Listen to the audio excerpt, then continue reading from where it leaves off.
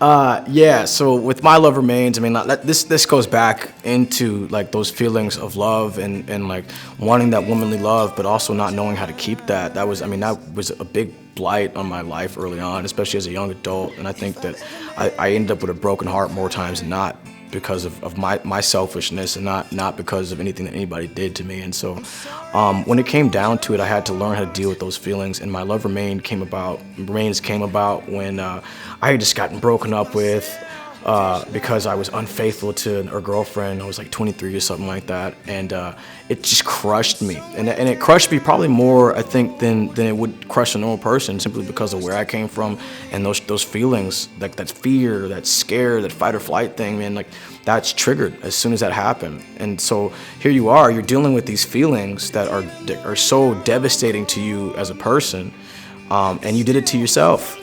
And so what better way to deal with that than just to say, hey, like, I apologize if I ever made you cry, and even though you're now long gone, there's still one thing left to say: my love remains. And I think that was like a really healing song for me, moving out of those feelings and trying to figure out how to navigate that. I mean, that was one of the first instances, I think, that I realized that, like, how deep those feelings went, for me when it came to all that. And then the relationship wasn't even, we dated maybe for a year or something like that. It wasn't like we were like soulmates destined to be married for the rest of our life. It was just like, but it felt so, it killed me, and it didn't make sense that it killed me so bad, because, like, obviously if you're not being faithful to someone, it's like, it's really not that important to you in the first place, and instead of being able to just say, hey, like, I'm not really, into this. It's just like you just keep it going and don't realize how to just like be an adult about it. And therein lies the identity issue once again.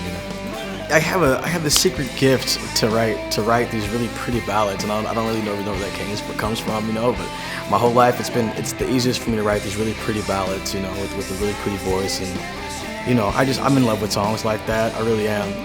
And it has been a bit more of a challenge to write harder songs, but I think as I've gotten more experience and opening up and touring and being more exposed to harder sounds, it's been a lot easier to write harder songs, at this point in my career. But yeah, initially it was really easy to write these really pretty ballads, and I think that was something, a secret gift that I had for a long time. My love for me.